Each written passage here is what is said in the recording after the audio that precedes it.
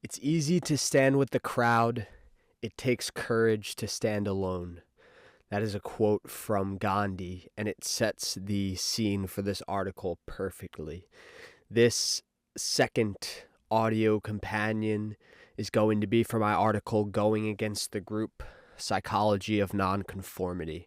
So in this article, we're going to dive into the force of conformity. We're going to talk about why it is such a powerful force and why most individuals conform to the group.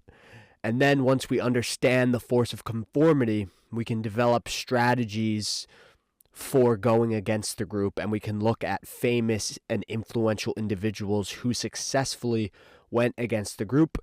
We're going to take a look at some ancient historical figures, and we are also going to take a look at some more modern day nonconformists that many people are familiar with, and we're going to talk about some of their stories, and we can pull wisdom and principles from these different individuals to apply to our own lives when we attempt to go against the group. So, first, we're going to dive into the force of conformity. The force of conformity is extremely powerful, and all individuals, all people have a longing to fit in with the group. And this is for very good reason. If you become isolated, separated from your group or your tribe, evolutionarily, it used to mean that you could potentially starve to death. Could potentially be attacked by predators with no one to help you defend yourself. If you're young, if you're a minor and you don't have the ability to support yourself, if you become isolated from your parents or from your family, life can become extremely difficult for you. So there's so many evolutionary reasons why people have a longing to fit in with the group, because if you become isolated, it can be very dangerous to your life. Even in the modern world, even though it is much easier to survive isolated from the group, as far as when it comes to feeding yourself or sheltering yourself, it's very possible to do without a solid group that you're a part of. But isolation still is very difficult even in the modern world. If you don't have a tribe or a group of people that you can rely on, a support system, it's very difficult, not only with trying to acquire material resources, but you also have the psychological effects that have been ingrained over human evolution. And these biological mechanisms are extremely powerful, and this is one of the reasons why most people conform, is because our brains are designed to actually penalize us if we do not conform through negative emotion. And you can easily think of times in your life when you did something that the group didn't approve of, and it's not a good feeling when the group turns against you, when it's just you versus a big group of people and they're all saying, you're not doing the right thing or you're breaking the rules, and groups will punish people for not conforming. And we're going to talk a lot about some different groups in this article and what some of the punishments are for not conforming. They range from minor little punishments to the ultimate punishments, being sentenced to death and things of this sort, and we'll talk about those different punishments. But everybody knows who lives in society that it's very difficult to go against the group, and if you do, you will often be punished. And so there's a major group force that wants us to conform, and if you don't, you pay the price, whatever that price may be. And that's one of the reasons why it's so hard to be a nonconformist. However, there are serious dangers to going along with the group and conforming, especially in certain scenarios or in certain facets of society. It can be very detrimental to individuals to conform if that group or society is degenerating. It could lead all of the individuals in the group to destruction. For example, let's think about a cult. If you're in a death cult and you conform to the group, that means that you're going to end up losing your life while conforming to the group. And that's how powerful of a force conformity is, that even in death cults, people will still conform to the group, and that may mean committing suicide. So it's not a force to underestimate. It's extremely powerful powerful force. And also, if you are, let's say you're part of a group that is doing pretty well, but not all individuals within groups are treated equally. So, for example, historically, there was a slave class to a lot of different groups, and even still to this day in some places, there's a peasant slash slave class. And if you are part of that class, the group is not really working in your favor. Whereas if you're a high-ranking member of that same group, it might be good for you as an individual. So you have to be, we'll talk about this a little bit later, but you have to be aware of where you are, what's your place in your group, and is your group treating you good based on the way it is organized if you're in a system that has set classes or peasant classes, essentially. So I want to talk about two different studies that were done. One of them is more of the validity is questionable, but it's still a very powerful thought experiment. The first one was an actual study that was done, and these were the Asch conformity experiments. These were done in the 1950s by a person by the name of Asch, conducted these series of experiments to investigate the extent to which social pressure from a majority group could make a person conform. In these experiments, participants were asked to match the length of a line to 3 comparison lines in the presence of a group of Confederates who deliberately chose the wrong line. And a significant proportion of the participants conformed to the majority view, even when it was clearly incorrect, directly showing the power of conformity in group settings. And we actually did this experiment in school. The teacher had us do this without, obviously without explaining how the experiment works beforehand. The teacher gave us these sets of lines and tried to see if people would conform to the majority view. And I remember I actually was able to resist the majority view, which was very, I'm very happy with myself that I was able to trust my own eyes in that situation. But many people will conform to the majority view, even if what they're seeing with their own eyes is the opposite of what the group is saying. So people will go against their own eyes just to conform with the group, and that is how powerful the force of conformity can be. People will willingly go along with lies and information that they know to be false if it conforms with what the group consensus is. So that's a very, one of the concerning aspects of conformity is that people will actually go against what they believe with their own eyes. And we'll talk more about that tendency later in this article. The next experiment it's called the 5 monkeys experiment, and based on the research that I did, I couldn't find out if this was really a study that was actually done. I think it's more of a thought experiment or a parable, if you will, but it still has a very powerful lesson to it. So in the 5 monkeys experiment, 5 monkeys are placed in a cage with a ladder in the center. At the top of the ladder, bananas are hung. Whenever a monkey climbs the ladder to get the bananas, cold water is sprayed on all the monkeys, discouraging them from climbing the ladder. Over time, the monkeys learn to avoid climbing the ladder to avoid the unpleasant spray of water. Then it gets more interesting. New monkeys introduced to the group are also prevented from climbing the ladder by the other monkeys, even without the cold water being used. Eventually, all the original monkeys are replaced, yet the group continues to enforce the behavior of not climbing the ladder, even though none of the current monkeys have experienced the cold water themselves. And this is a real, even if this was not actually done, this is a very cool thought experiment. And you could see this absolutely playing out and actually being possible to replicate. I don't know if anybody's tried to replicate it with humans, a similar type of experiment. It would be very difficult because you can't lock humans in a enclosed environment and experiment with them over time. I mean, perhaps if people agree to it, but it would be very tough to replicate this experiment with people, and I'm sure it's even very difficult to do with actual monkeys if it hasn't been done already.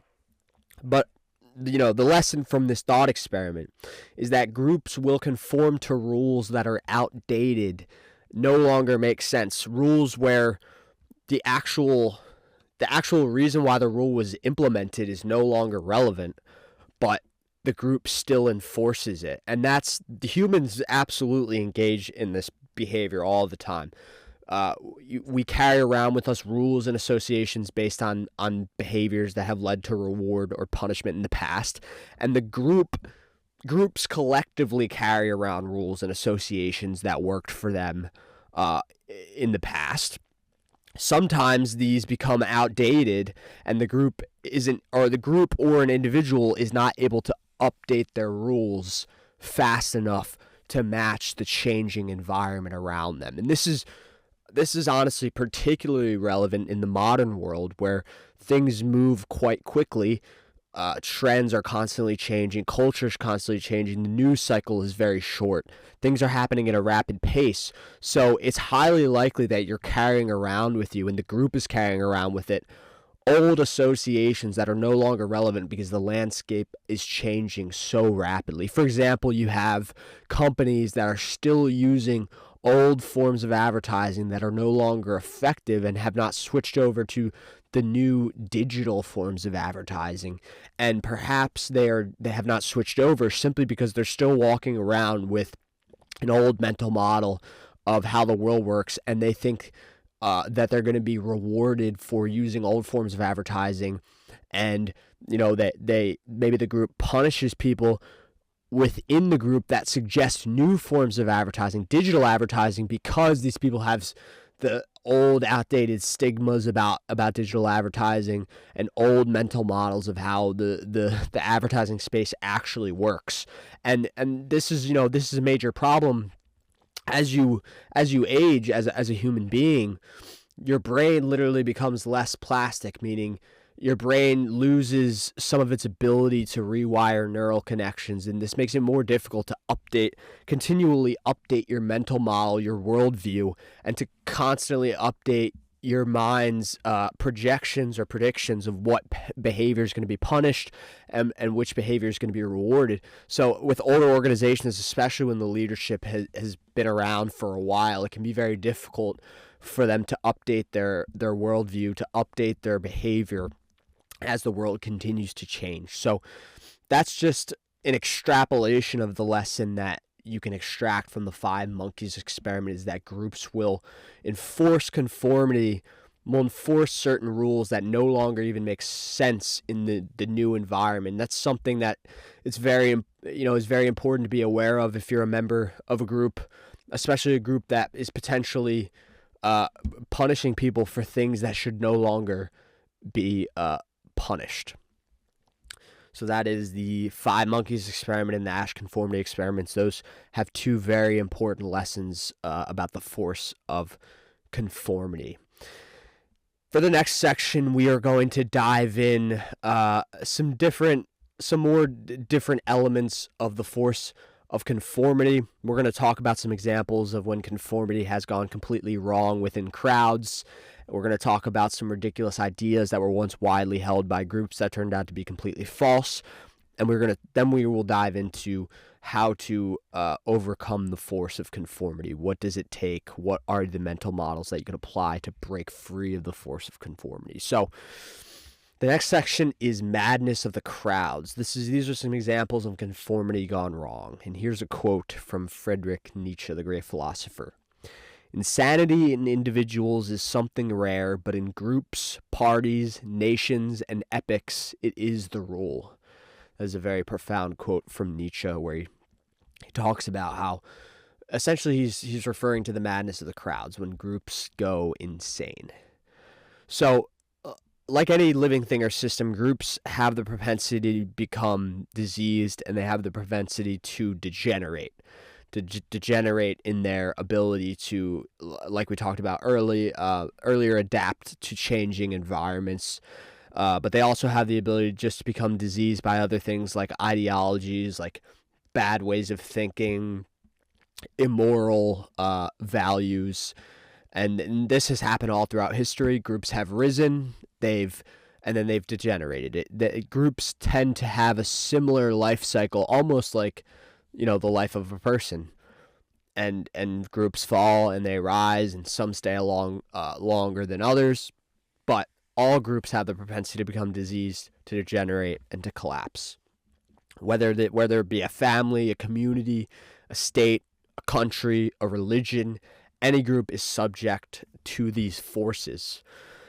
Many governments throughout human history have become ideologically diseased, meaning they adopted a set of principles, a set of values that led to terrible outcomes for the group and for the individuals within the group. So, for example, you have Mao and Stalin with their communist regimes in the 20th century that led to the deaths of millions and millions of people from famine, from starvation, from being assassinated by the government, from being imprisoned by the government, thrown into camps. You had the gulags in Stalin's Russia, Soviet Union, and then similarly, Mao assassinated many of his political opponents, and citizens were subject to very harsh punishment if they did not conform to the group.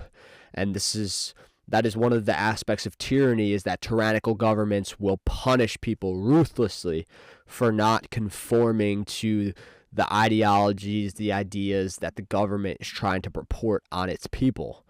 And that's a great example of non-conformity getting you into a lot of trouble. If you're part of a group that's been taken over by a tyrannical group of individuals that are ruthlessly punishing people, and you do not conform to the group, and you do not conform to what those tyrannical leaders want you to conform to, you could be thrown in jail or executed by the tyrannical government. So that's one of the major risks that can come from nonconformity if you're a part of these disease groups. And then obviously one of the most famous horrific examples of the effects of conformity was the Holocaust in Nazi Germany.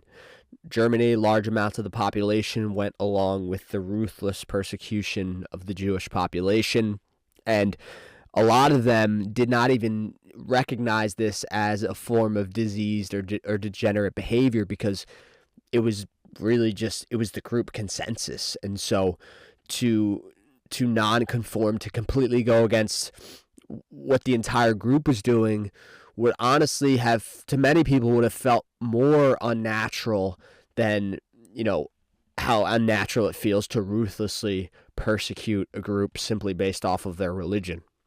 And so many people went along and conformed with the group in Nazi Germany, and we saw the outcome of that. Millions died in concentration camps, and millions and millions of people died in the war that resulted from Hitler's regime in Nazi Germany. And that's an incredible example of how powerful the force of conformity is. When everyone is sick, we no longer consider it a disease. Naval Ravikant. That is an incredible quote that, again, points out some of the dangers of group conformity. If everyone is sick in the group, it's no longer considered a disease because it's normal. It becomes normalized within the group. And to be not diseased is actually rare and makes you a sort of a nonconformist in a group that is diseased. And the modern world provides so many examples of this.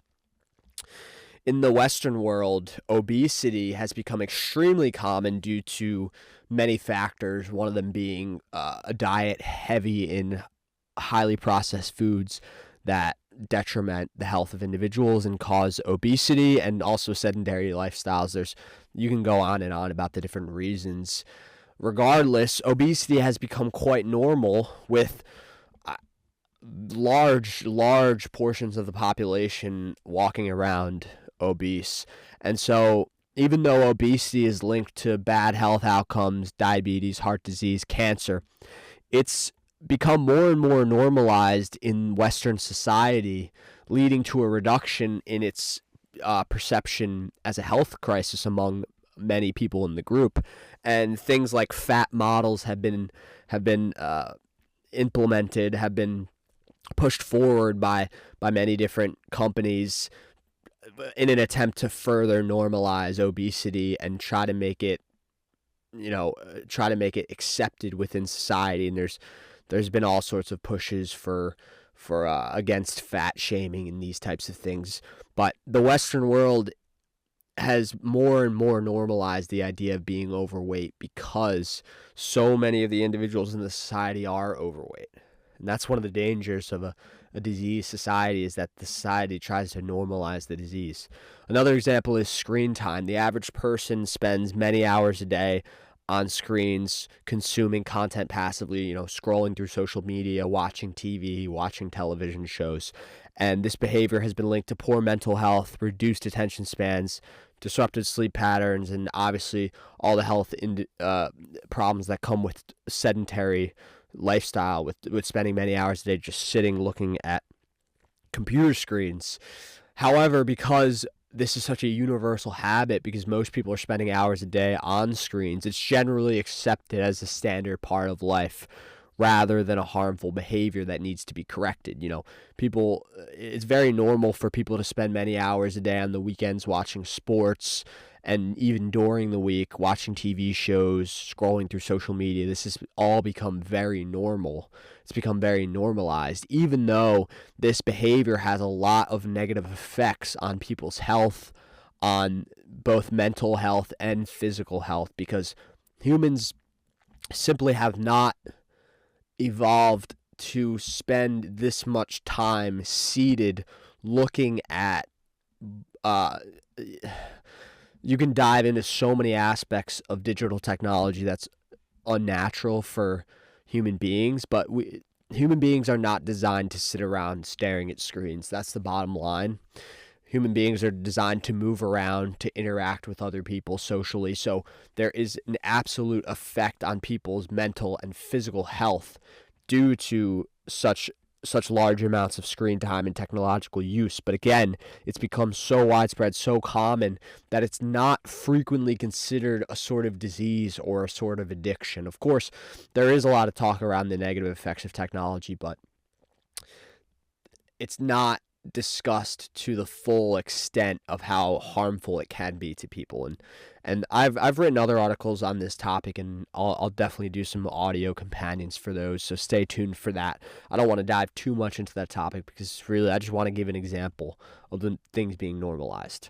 Another one's sleep deprivation. Sleep deprivation is a very common issue in modern societies, with many people getting far less than the recommended 7 to 9 hours of sleep per night. Even though inadequate sleep is linked to decreased cognitive performance, weakened immune function, increased risk of chronic illnesses, it's often even glamorized as a marker of how hard of a worker someone is or how productive someone is, rather than recognized as a sort of a health crisis. And there's been a little bit of shift in Western society. People, really talking about the importance of sleep, but for the most part, it is still not a main focus of society to try to get people to sleep more for better health outcomes. It's largely been normalized, even though it's quite detrimental to human health. Overconsumption of processed foods is another one. Diets high in processed foods, sugar, and unhealthy fats have become very normal in many parts of the world, and the normalization of the fast food and processed snacks industry has certainly contributed to rising rates of different diseases.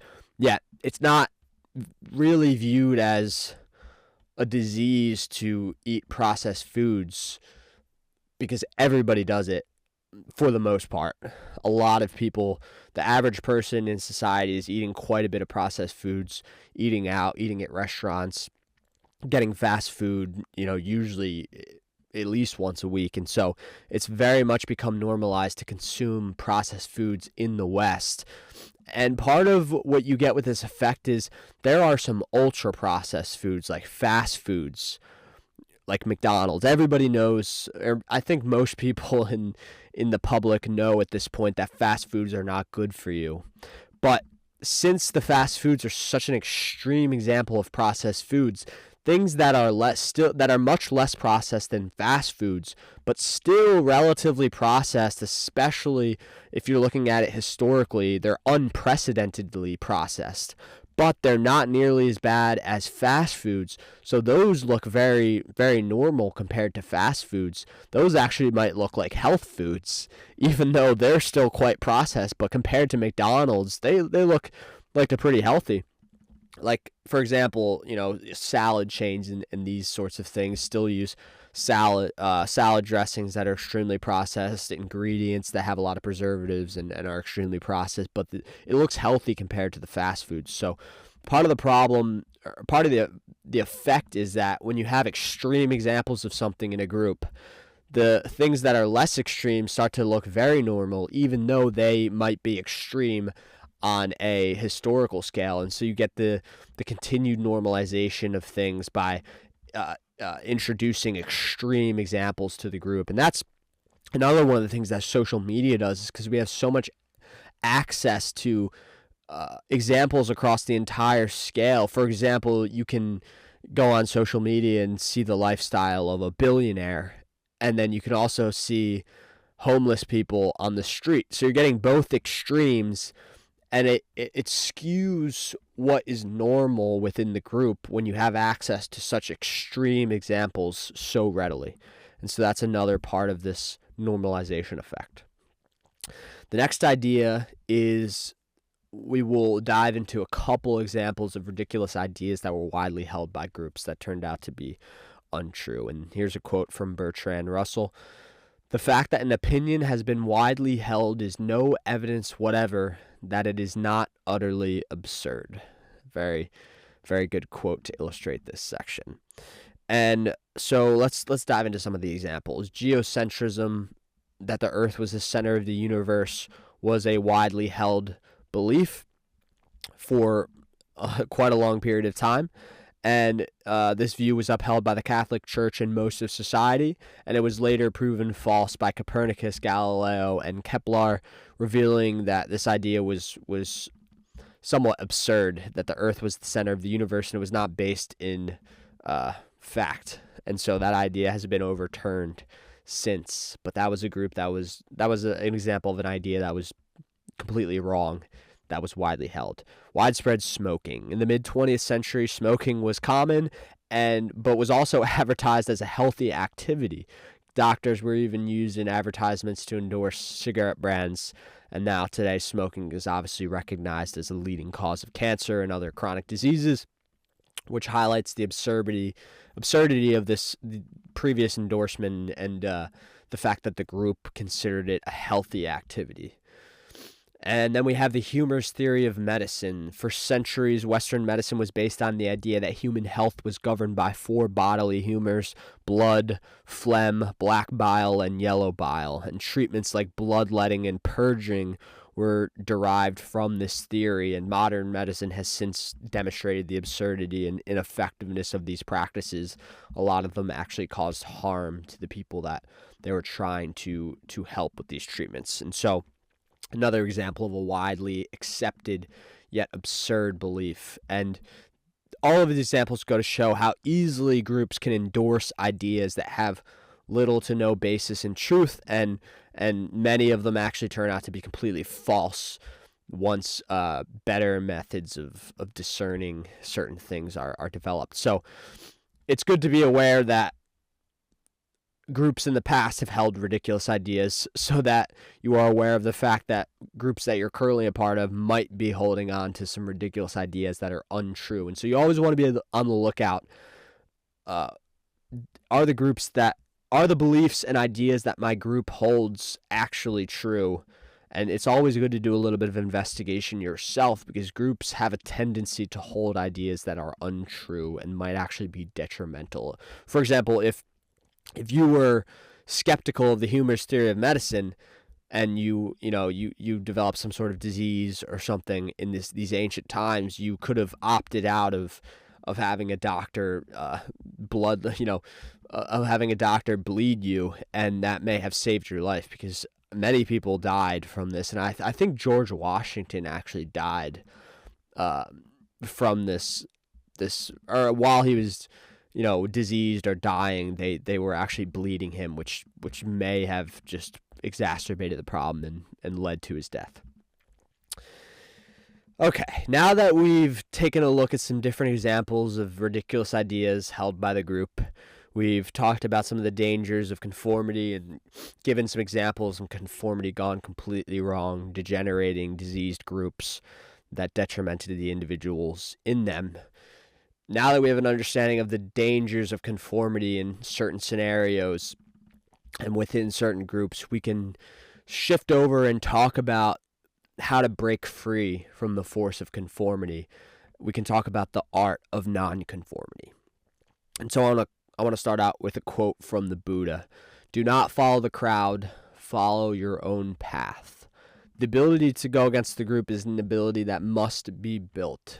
Because non-conformity is not easy. It requires immense mental and physical effort to carve out your own path. And so this following section will lay out the path to nonconformity. We're going to take a look at some famous individuals that were nonconformists, and we're going to talk about some of the mechanisms for conformity, biological mechanisms, psychological mechanisms, and we're going to discuss how to navigate those.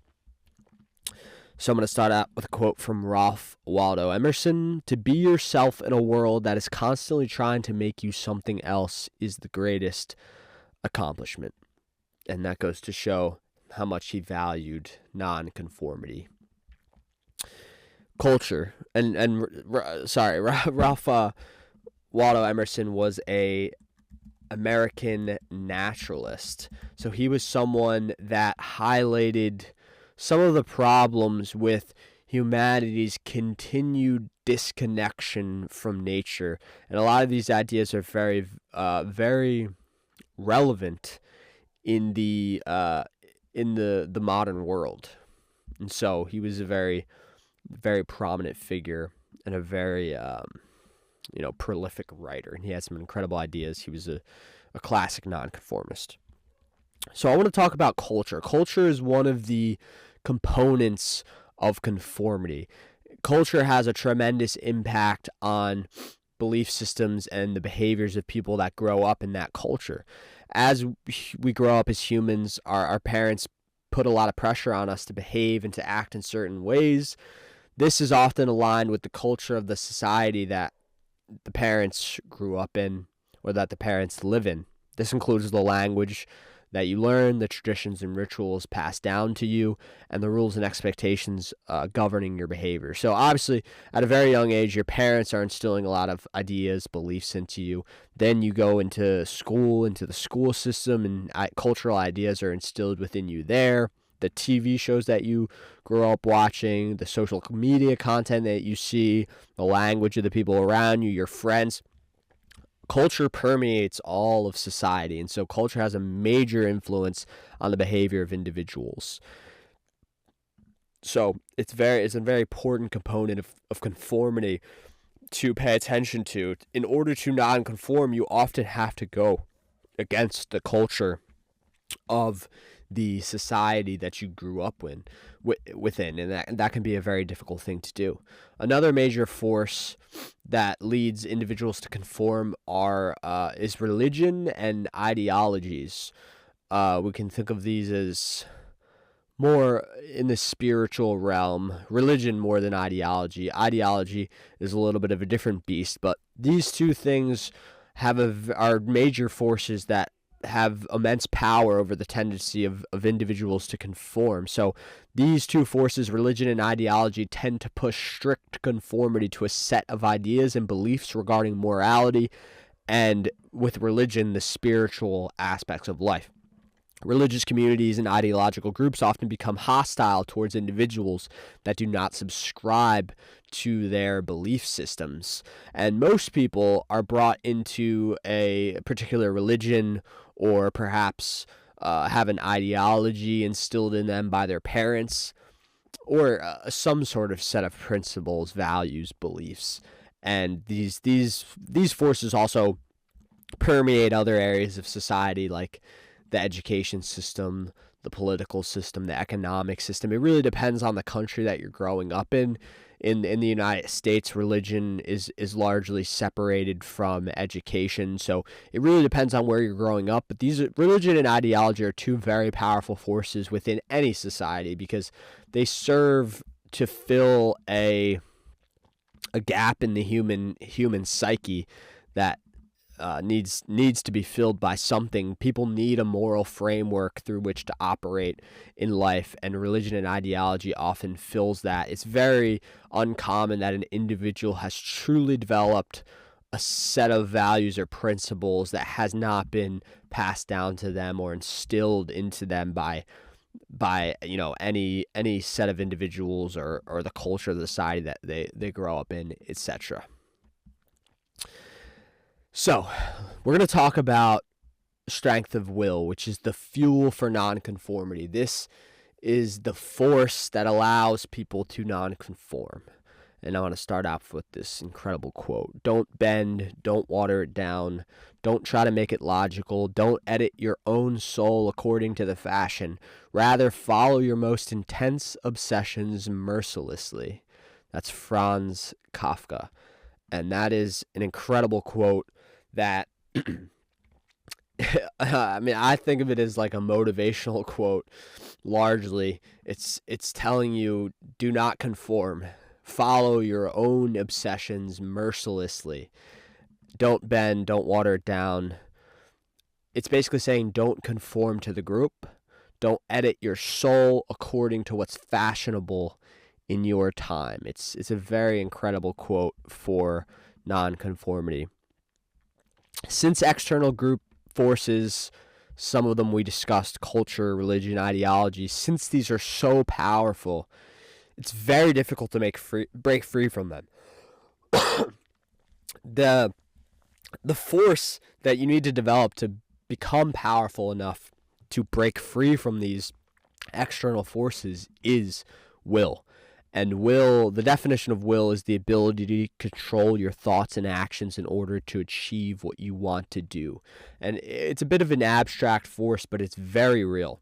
And here's a quote from Albert Einstein about the will. There's a driving force more powerful than steam, electricity, and nuclear power. The will. That's an unbelievable quote from Einstein, illustrating how powerful the will is. He says it is a greater power than steam, electricity, nuclear power, some of the most intense, potent forms of energy that humans have developed. He's saying that the will is still more powerful than these. And the will is something that can be strengthened inside of us.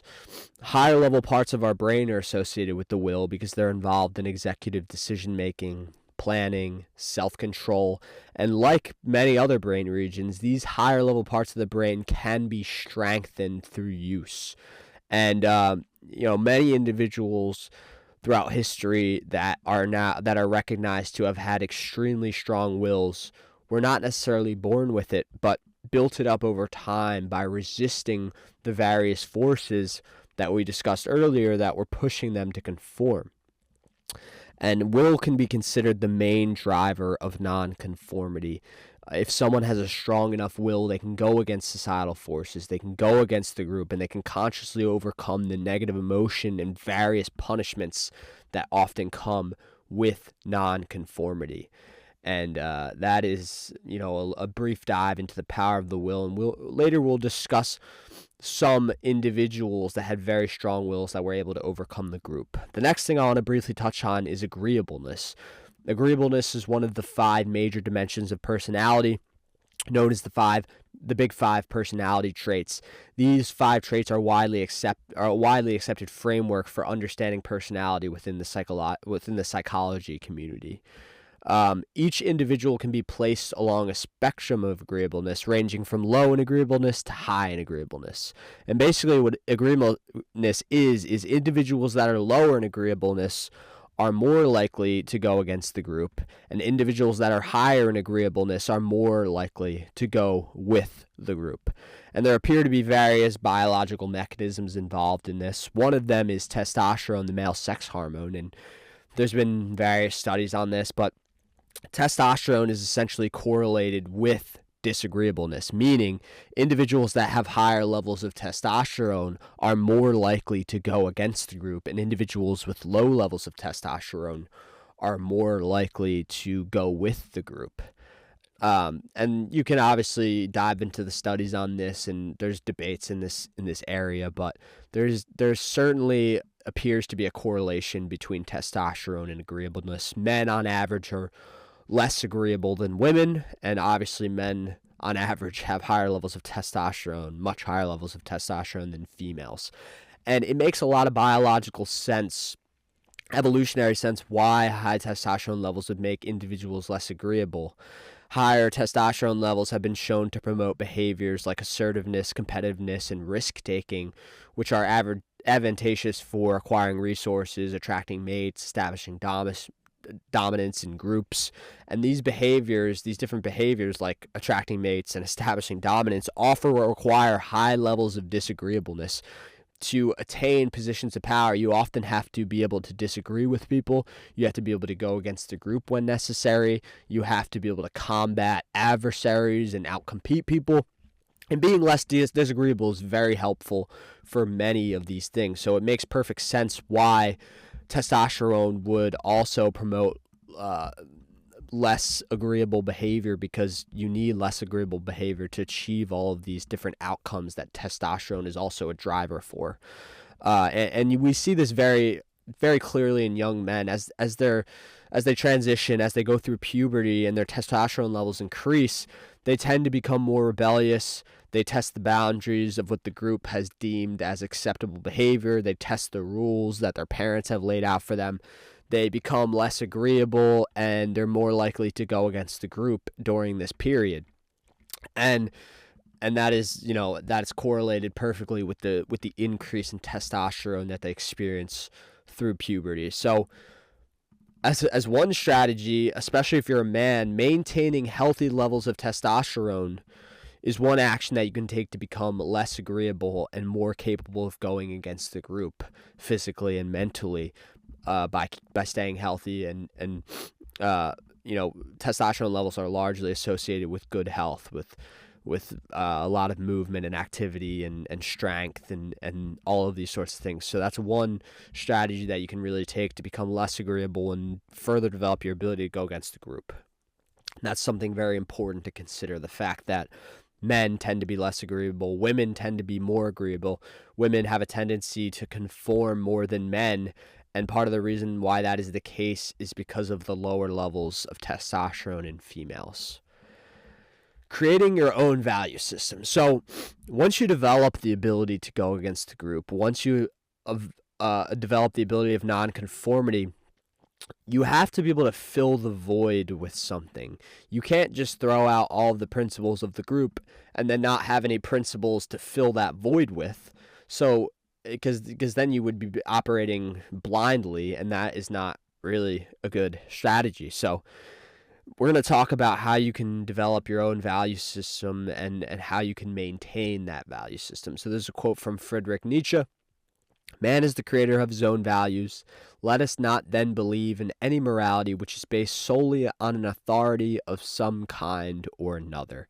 So Nietzsche believes that man can create his own values, and that man should not just blindly believe what the group or the authority is telling them. In the modern Western world, many of the systems that used to provide us with clear values have broken down and are losing their power as the world changes. And as this process continues, individuals are finding them devoid of these solid ideas, these principles, these beliefs.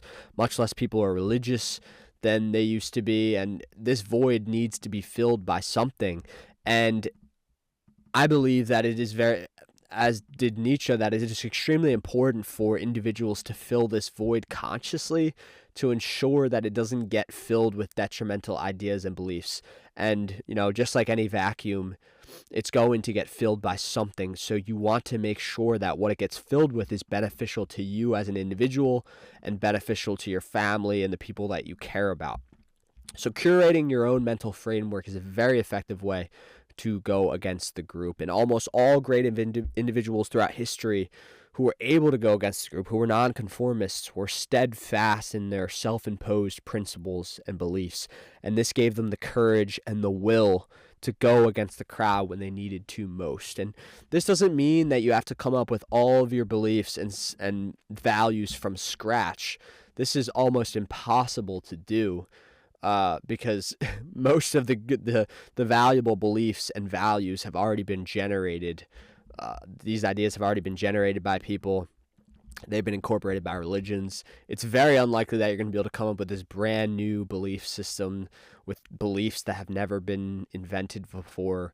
Like, you're just going to come along as this one individual, however many thousands, millions of years into human evolution, and just rewrite the whole system. Very unlikely. However, you can study the great religions, philosophies, belief systems that have existed throughout history, and you pull from those ideas, pull from those beliefs, pull from those values to develop your own system. And that's an idea that Nietzsche talked about in depth, the great philosopher Nietzsche. He talked about how modern man was going to need to somewhat create his own value, set of values, belief systems. And it's more possible than ever to do that because we have such wide access to information. You can study all of the ancient religions. You can look through thousands of years of philosophical texts. You can study so many different ideas. You can read unlimited numbers of books and pull from all these different things to develop your own set of beliefs. And obviously, you're going to conform in some areas. You're going to find groups that you largely agree with and conform to them to a certain degree. But creating your own value and belief system is going to allow you to go against different groups when you need to. And then another extremely important component of building your own value system, your own belief system, is to maintain it across time. And it's going to require maintenance because you can't just one day say, okay, I'm going to follow these set of values, these beliefs, and then never touch back on it again. It's going to be a daily struggle to maintain, to uphold your values and your beliefs, especially when the group is trying to punish you for adhering to them. Whenever you find yourself on the side of the majority, it is time to pause and reflect. That is Mark Twain. So that's pointing out the importance of stopping and thinking, okay, what's the group up to? Am I conforming to them? Why am I conforming to this idea? Is this even a good idea? Maybe my group's diseased. Maybe my group's degenerating. Maybe my group's been ideologically captured. Maybe it's become tyrannical. Maybe I need to stop conforming right now because maybe I'm part of a cult, a death cult, and everybody's about to kill themselves. I better stop conforming quickly or I'm going to lose my life. That is really what that quote is hitting on. Always pay attention to what your group's up to. Always pay attention to where things are headed and decide if you should conform to that or not. Okay. One really important aspect of maintaining your value system is to analyze your beliefs. And Andrew Tate, who is most people have heard of at this point, he was the most Googled man in the world at one point. He's a highly influential and controversial, influential figure, a businessman, a former fighter, and a very active member of the digital space. And he speaks about the importance of reflecting on your ideas and beliefs. And obviously, Andrew is a immense nonconformist. He has spoken out greatly against many of the cultural movements in the Western world, and it's gotten him into a lot of trouble doing so. He's been banned from several social media platforms. He was thrown in jail for a period of time. So he knows quite a bit about nonconforming, even in the face of enormous punishments for doing so. So listening to him and listening to his strategies about how he analyzes his beliefs is a very effective way to get some wisdom on the art of nonconformity. So he says you need to analyze your beliefs. Why do you believe what you believe? Is it because you genuinely think it's true or because it's what you've been told? Most people believe what they're told to believe. They don't think for themselves because they're conditioned by the media and society. So he's pointing out the fact that many people hold beliefs and ideas that they've never even analyzed themselves to come up with a conclusion on the degree of truth of the belief. but they've just been told by society, by the culture, by the media. They've been told this is how it is, this is what's true, and they've just simply conformed to those ideas and allowed those beliefs to permeate their belief system and their value system. And so this is one of the most important parts of maintaining your own, and also just initiating in the first place your own set of beliefs and values, is to constantly analyze where your beliefs came from. Where did this idea come from? Where did this thought come from? Where did this lifestyle, this habit that I'm engaged in come from? Does someone tell me to do that? Is this true? Is this good for me as an individual? Why has the media told me that this thing is healthy for me? Is it profit motivated? Is it so a big corporation can make money? They told me that this is normal. Is this really normal, or is this detrimental to me as an individual? You have to constantly be paying attention to these things, or they're very likely to accumulate a set of ideas or beliefs that might be detrimental to you as an individual. For example, if you were part of the group back in the day when people were saying smoking was healthy, if you conformed and just adopted that belief, even though it was not true, you could have ended up with lung cancer, ended up losing your life because you were just blindly conforming to the group. So, and that's, we talked about this earlier, the reality is that groups do not always instill ideas and beliefs that benefit all individuals in the group. So you need to be aware of where you are in your group and ask yourself, is the society structured to benefit me, or is it designed to benefit somebody else? Is it designed to benefit just the upper class? Are people being favored in the group above me? Is the group actually set up in my favor? And okay, these are the rules of the group, and these are the ideas, the beliefs that I need to adopt to set myself up in the best possible position. So this is something that is extremely important, is to recognize the groups that you operate within. What role do I play in this group, and is this group structured to benefit me, or is it structured to abuse me, to use me for the benefit of other people in the group? You have to be constantly paying attention to this, especially because many societies throughout human history have been set up in a class structure where if you're in a certain class of the group, you were basically just used, potentially as a slave, as just a worker, to just harness. The upper classes were just trying to harness you for your life force, your life energy, and then just discard you. They didn't care about particular classes whatsoever, and that's the case in many parts of the world today. So you have to constantly be paying attention to where you lie in the group, and is the group set up to benefit you, and what can you do to improve your chances of success within the group. Another aspect of this that I want to talk about is just some of the dangers, some of the costs that come with nonconformity, and we can look at some famous examples of people that paid various prices for nonconformity. And this is a quote from Friedrich Nietzsche. "The individual has always had to struggle to keep from being overwhelmed by the tribe. If you try it, you will be lonely often and sometimes frightened. But no price is too high to pay for the privilege of owning yourself." So this is another quote from the famous philosopher, nonconformist Friedrich Nietzsche, who's a very passionate believer in the idea of nonconformity, and he's talking about how, when you nonconform, you're going to pay prices for it, and this is why most people don't do it. Most people do conform to the group because they're not willing to pay these prices, the price of loneliness, the price of alienation, the punishments that come along with it. But he's saying that no price is too high to pay for the privilege of owning yourself. So it can be very dangerous to go against the group, clearly. And we're going to go through two examples. So one of the greatest examples from history is Socrates, who was the great Greek philosopher. He was a prolific philosopher that is, considered one of the fathers of this Western way of thinking, of the very foundations of the Western world. And he paid the ultimate price for non-conforming. He was he was a prolific thinker. He was perhaps one of the best human beings ever at the art of continuous reflection, which we talked about earlier. He was constantly evaluating the ideas and the beliefs that he held and the people around him. And he had such a powerful method for doing this that it was nicknamed the Socratic method. And he would basically find an idea, find a belief that someone else held, and he would, analyze it rationally, logically, and ask a lot of questions. Why do you hold this belief? Is that really true? How did you get to this way of thinking? And he would dissect everything. And he went a little bit, this method got him into trouble because he was dissecting everything.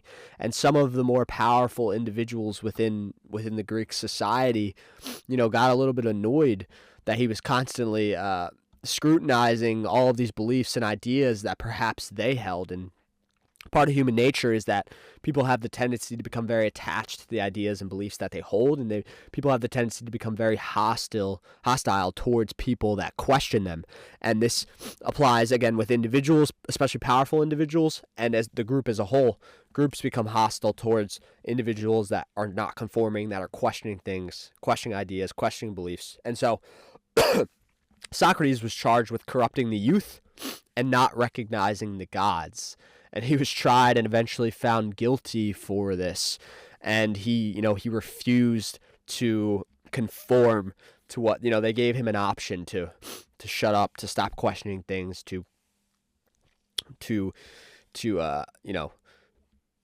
they gave him the option to conform and just forget it, stop questioning things. They thought he was questioning the gods with his different various methods, and he said, I use my method. I'm a rational, logical individual.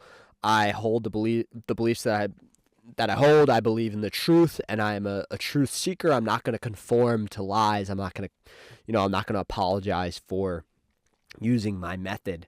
And so he was ultimately found guilty of these two things, corrupting the youth and not recognizing the gods, and his punishment was to end his life by drinking poison, which he indeed did. But regardless of this dire sentence, he was courageous until the end.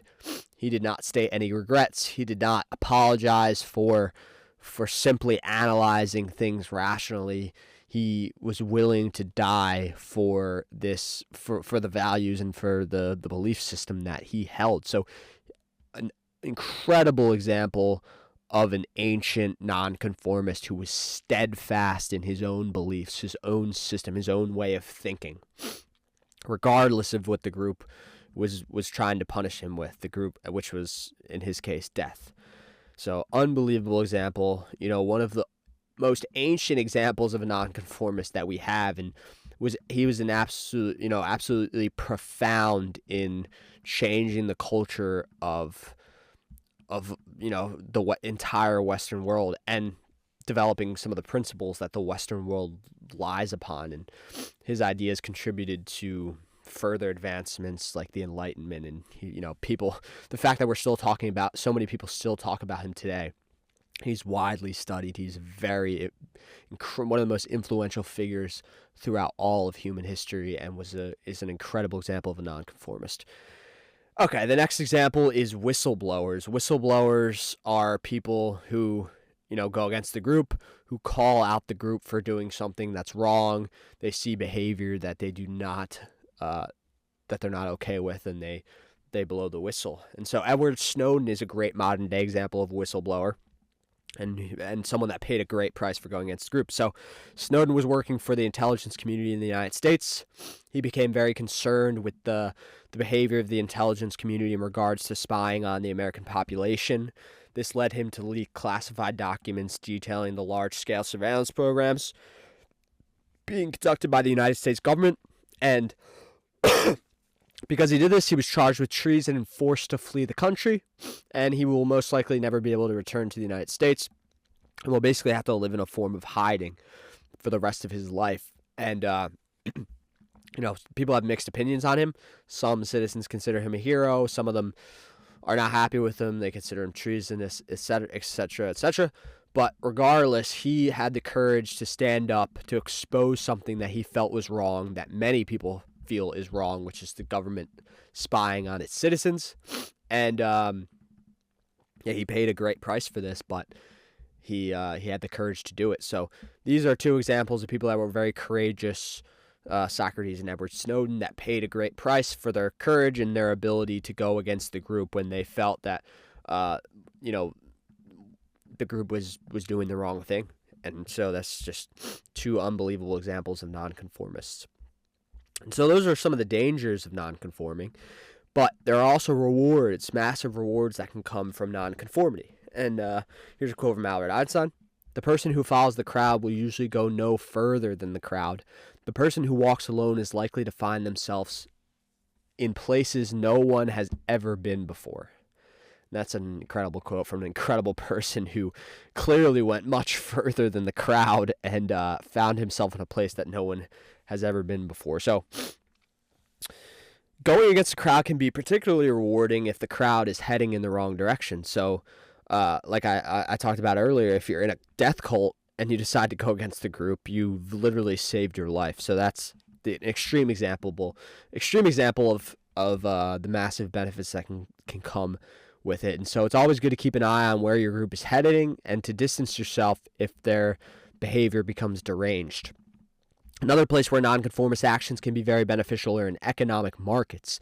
The nature of economic markets is that you can get paid for differentiating yourself in beneficial ways. A great example of this is Steve Jobs in the formation of Apple. He, along some other founders of Apple, created a piece of technology that completely transformed the world. Now, so many people walk around with iPhones in their hand, and they did not achieve this massive success by following the status quo or the majority of the group. They went off in a different direction to create novel products that they believed would be beneficial for society, and they made a tremendous amount of money and accumulated a tremendous amount of power and fame and all of the different rewards that come from non-conforming in beneficial ways. So, like I just said, fame and power are two more ways that you can be benefited from going against the group.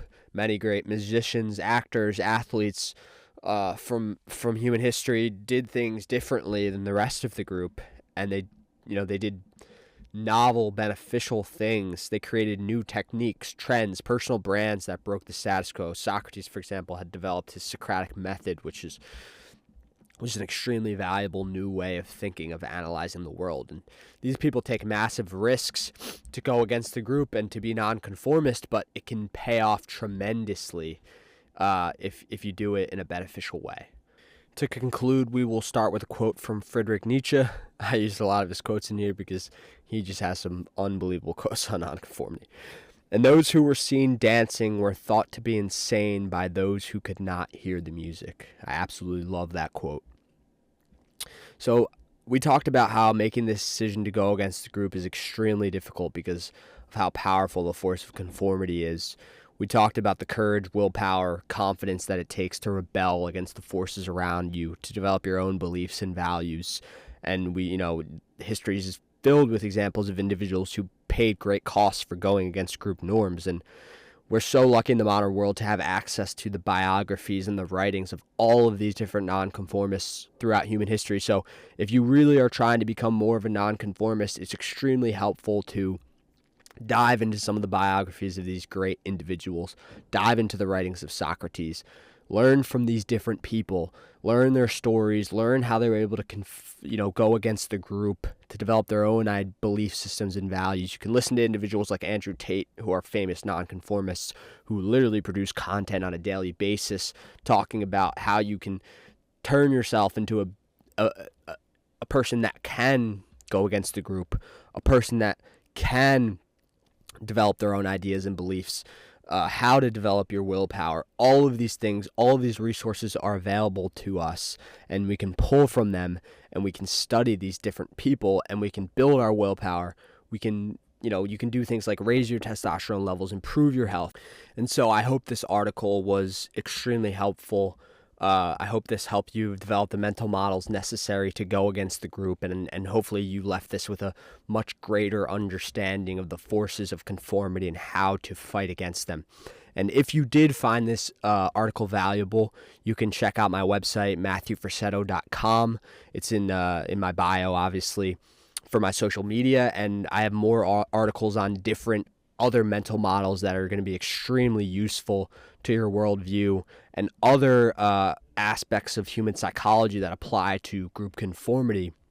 And so check out my website, read as many articles as you want. There's so much information there. I write articles where I pull from great figures, from philosophers, and I really dive deep into different ideas, things like conformity, human psychology, the effects of technology, these sorts of deep ideas. So again, I hope you enjoyed this second episode of my audio companion series, and stay tuned for more.